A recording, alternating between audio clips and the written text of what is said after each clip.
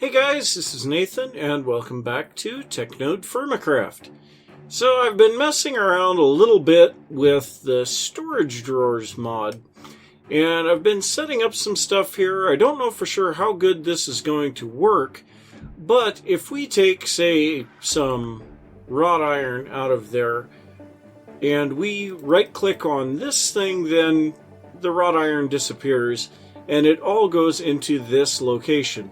So it's kind of nice for not having to search for where something goes when you're putting it away, but it's not so great for pulling it back out, because you still have to go and find it.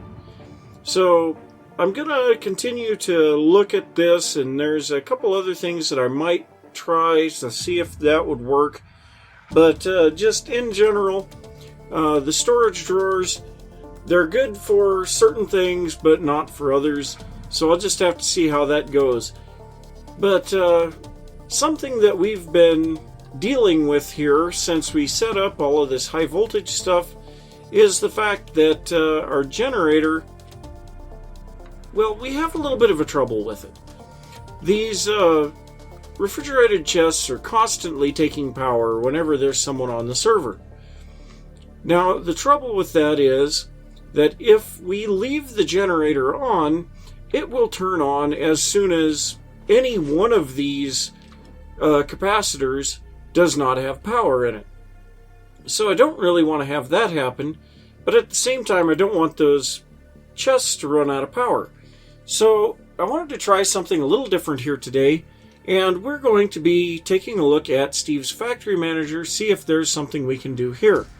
So I have these RF nodes from Steve's add-ons, and I'm not entirely sure how these work, but what I'm going to do, I'm going to break the power connectors off of the generator, or at least one of them, and I am going to put this RF node on there.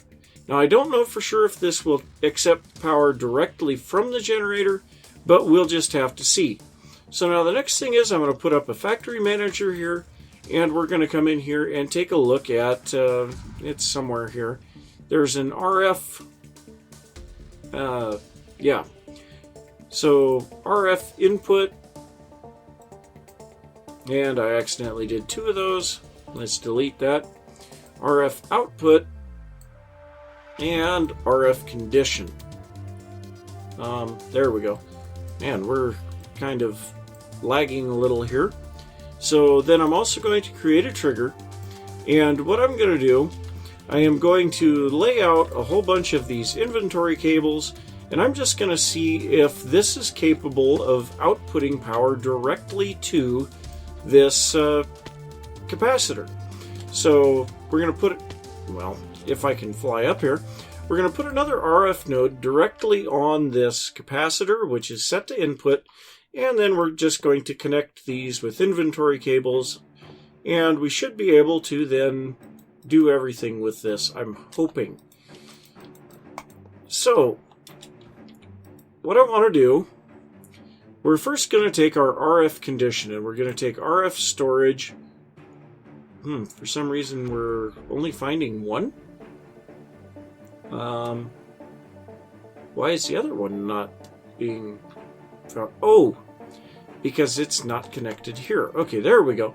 So now if we go to our RF condition, and we want the one that's a long ways away, so we're going to go target, what direction is that? North?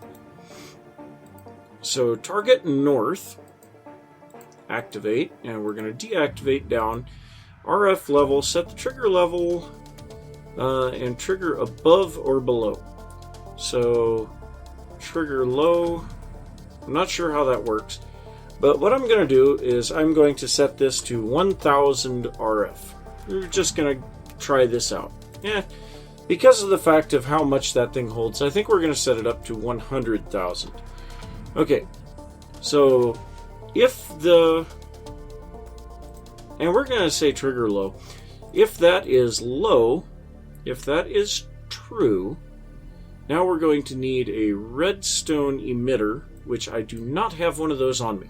So let's see here. The redstone emitter is some redstone. Yeah, that's pretty simple. So let me run back over here and grab one of those. I may have one made up, but I don't know for sure. Because I made up, I think, more than I needed when I did... Yep. I made up more than I needed on the other one when I was doing these. So we're going to set this redstone emitter right here in place of this lever. Whoops, that's going to turn on. Okay. I may have to... I wonder if I can put the lever directly on there. Yeah, okay, that'll shut it off. Okay, so that's going to kind of cause a problem. So we are showing no RF in that node. That's not a good thing to see. And I put the RF node there instead of the redstone emitter too. Oh, and I can't put it there. No! No! Shut off! Ah! No! I don't have my configurator with me either. Maybe I can I shut you off here? Oh, God. Okay. No, that just shut down because the pistons made their noise. It was just the sound. Well, I am going to figure a little bit of this out and I will be back. Well, I've been messing around trying to figure out how to automate this generator for quite some time. And I couldn't figure out how to make these RF nodes work. I tried putting a comparator off of a capacitor. That didn't work. I went and grabbed this current transformer that I built quite a while back. And even though I found this rather interesting, this is one place that I've seen that you can actually connect multiple high voltage wires.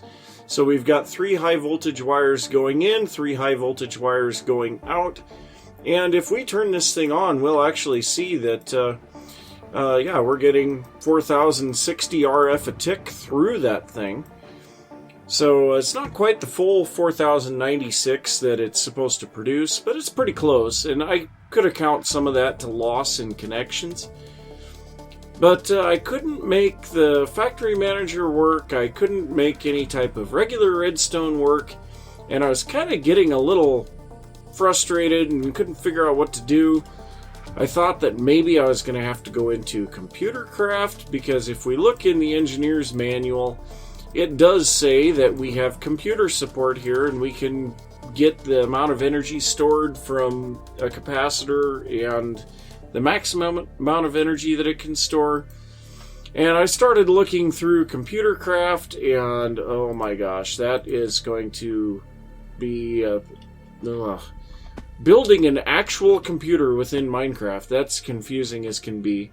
And then I had to figure out Lua, and no, I think I'm going to try something else. But then I had this, one of those aha moments, that moment of revelation, and you go, wow, that could really be simple.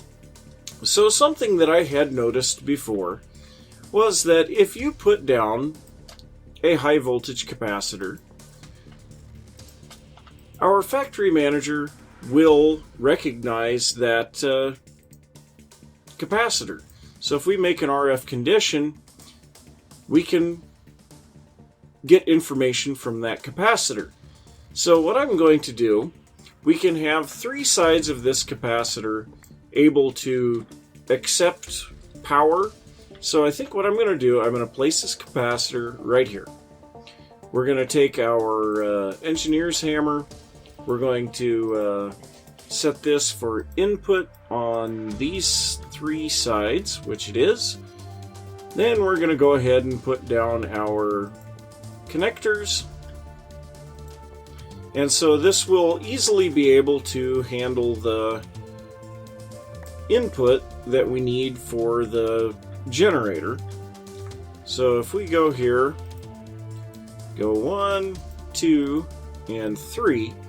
So, oddly enough, this thing has a little bit of power in it. I don't know. So then I was trying to decide, well, what am I going to do with the output? Because I can't put 3 wires here. But what I can do is put this current transformer back up. And I guess, yeah, I had to stand sideways. This is kind of weird.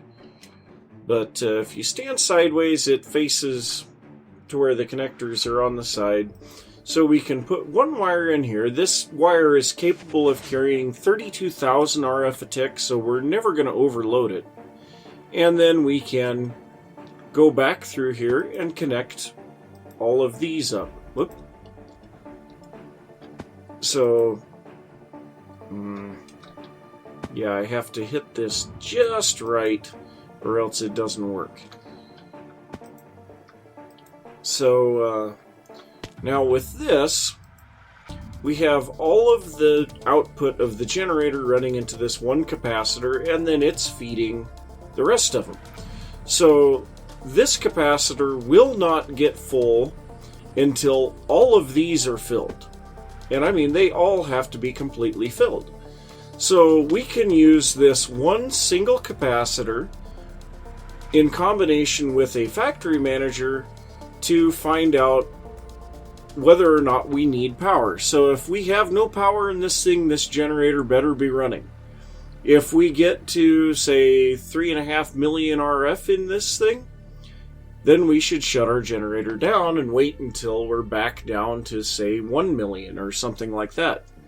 So, and actually you can see now we're starting to build RF in this capacitor. So what I'm going to do, I'm going to get this factory manager set up here. I'll have to use a redstone emitter in place of this lever. And I'm going to get that all set up. And hopefully we will be able to have this generator actually automated finally. So I think I have this set up now. So I've got the redstone emitter block here right in front of the redstone port on the generator. I have inventory cable running up here to this capacitor, and apparently I need to eat. And here in the factory manager, we have just a simple trigger on a 1-second interval, and then a flow splitter. We have two RF conditions here. The first one, we have the storage and the target are kind of unimportant. It's this one that's important, the RF level. So at 1 million RF, and then we have the trigger low ticked. So that means that when we're 1 million RF or lower, this registers as true. So at that point, our emitter is going to change to a fixed redstone signal of 0, which means it's going to turn the generator on. The other RF condition says at 3,500,000, not triggered low, so 3,500,000 or up, we're going to say this is true. So this is going to then change the emitter to output to a fixed strength of 15, and you may want to make sure that you change this to strong power just to make sure that that goes out. So now you can see the redstone emitter has come on, and we have over 3.5 million RF. And this will slowly drain out then as it feeds the power network, and when power is needed once more, it will turn the generator back on automatically, and we don't have to worry about this ever again. So this is great.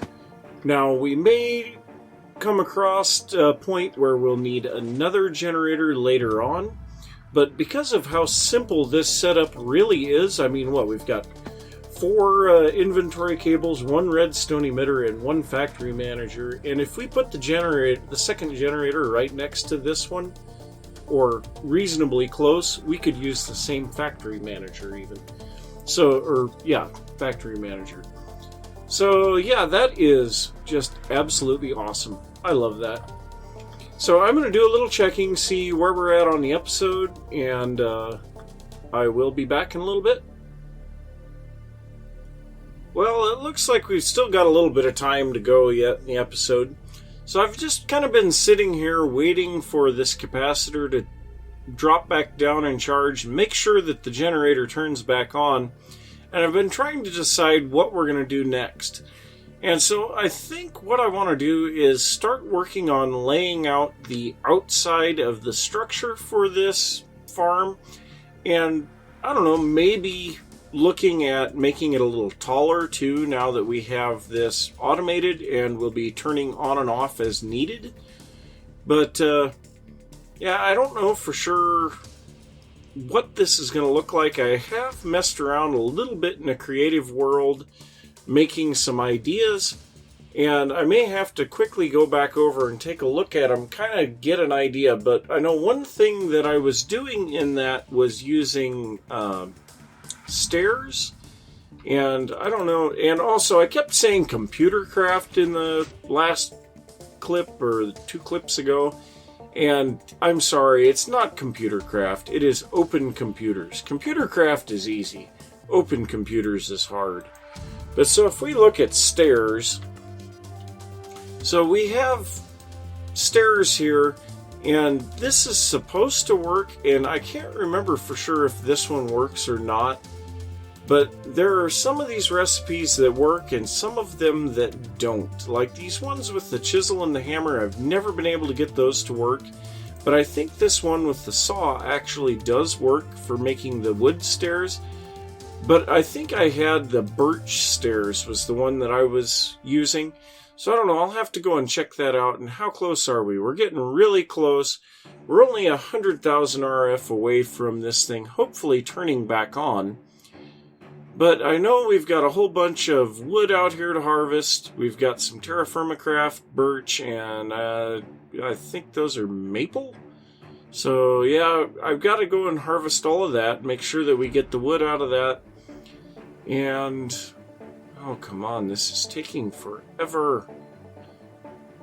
But we've got our blocks back here. I can't remember for sure what all is back there.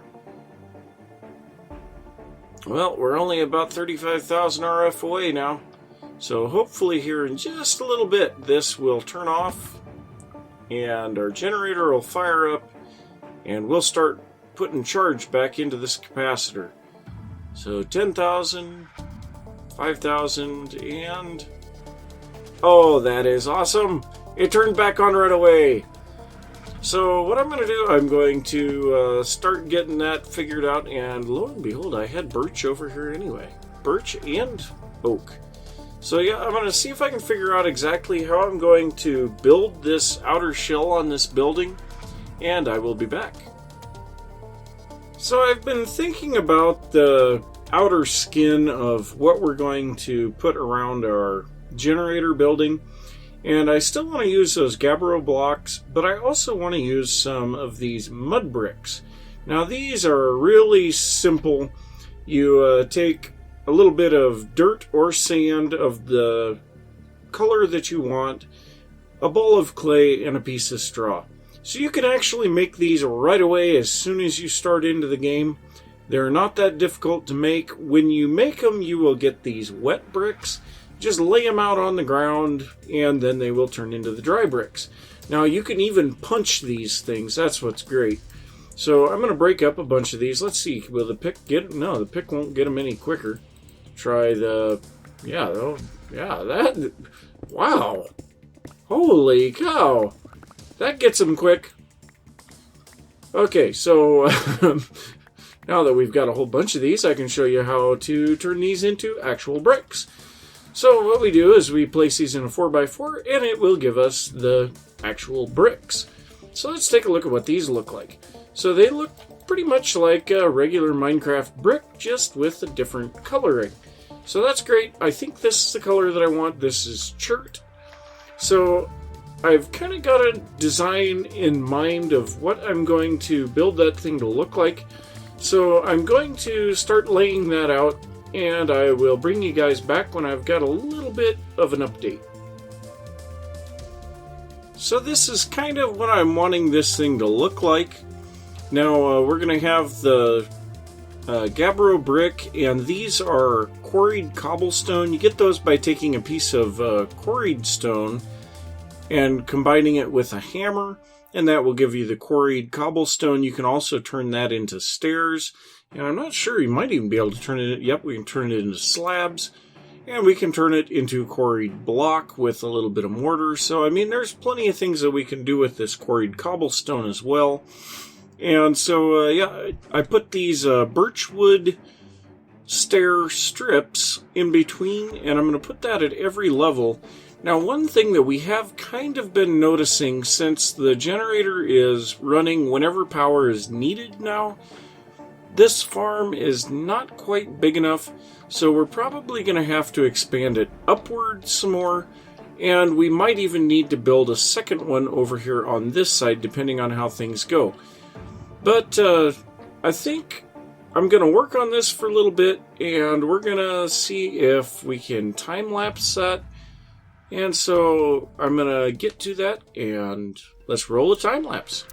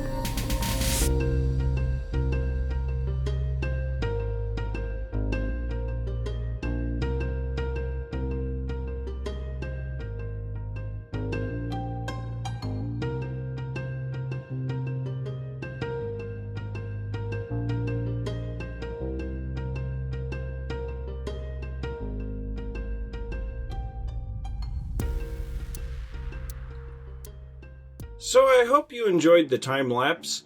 If you did, don't forget to give a thumbs up and let me know. But during the time lapse, you may have noticed that I actually had a moving camera this time. And no, I was not able to get Camera Studio to work with this mod pack. I kind of cheated a little. So, of course, I have access to the server, and so I brought in some command blocks. Now, my camera account happens to be opt and in creative mode in this map, but I have never used it to cheat anything in. So what I've got here, I've got 3 command blocks, very simple. I have this one here doing a redstone set block. Whoop, and I can't change that anyway, even if I wanted to, because I'm not in creative or opt. This one here is setting it to air. So if I take, and these redstone blocks were cheated in because they disappear when this thing is used. So actually, if I go ahead and place one of these in here, we can see I place it in, and now the clock is running. Now, you can't tell because I can't break this thing, but, oh, well, I can get that back. Interesting. But so, this is running currently, and the only way to shut it down is to hit this button. And when you hit that, the block just vanishes. But every time that it runs through its clock cycle, it runs this command, which, yeah, this is the current name of my camera account, but it just teleports. And then I just change these 3 values to various things. We've got our X, our Y, and our Z movement rates, and it pretty much just moves the camera a little bit at a time. So yeah, I was able to kind of get around the lack of Camera Studio. It doesn't exactly give me the control that I have with Camera Studio, but at least it works. Now, get me out of there. Oh my gosh, that hurt. Now, one thing, you may notice that my health is quite low in comparison to what it was at the beginning of the time lapse, and my levels aren't right. Yeah, I died in the middle of constructing this thing. My free runners ran out of energy, and I went to drop down to do something, and I died to fall damage. So yeah, that kind of stunk. I had to make a couple of trips out to the northwest to get some more of the chert for the bricks. I couldn't believe how many bricks it took to build this thing, and if we need to make another tower, oh, that's going to be ridiculous. I also spent a lot of time cutting grass for thatch, and I even collected some clay, even though we have quite a bit over there still. Now, I was getting ready to do this wall and the back wall, and things don't really line up quite right here because I'm making the generation room a little bit narrower than the farm itself, so it doesn't really line up. So I decided to stop, and I'm probably going to move this wall out this way a little, and then change the configuration of the generator, fermenter, squeezer, and distillery. So that'll be something that I'll look at in the near future. You know, of course, I have all of this stuff set up here for automation, and I also found out that these high voltage wires can transmit further, or you can connect them further apart than the low voltage wires. And I haven't figured out how far, but I've gone at least 2.5 blocks further away from those poles with these capacitors now than they were originally. And also I went ahead and put a 4th wire from our current transformer to the high voltage transformer down here that is supplying power to our refinery stuff. So yeah, this is all working. It's looking pretty good if you ask me. And we got a butterfly there. I think we're supposed to be able to catch these guys somehow, but I don't know how on earth you would do that. Where did it go? But we've been getting a lot of butterflies around, and that's because we're getting quite a few of the pollinated leaves over here. So we may have to look at forestry again here pretty soon and decide what we're going to do there. We've also started to get some harvests from our cherries. We've got some fruit stuff, but I haven't really been harvesting that. I picked 2 trees down here just so that I would have something to eat. And I've periodically been collecting the sugarcane here too, trying to keep the farm ahead. But I am going to say thanks for watching, If you enjoyed the episode, make sure you give me a thumbs up. If you've got any comments or thoughts or anything, be sure to leave them down below in the comments. And if you're new to the channel, don't forget to subscribe, and I will see you next time. Bye!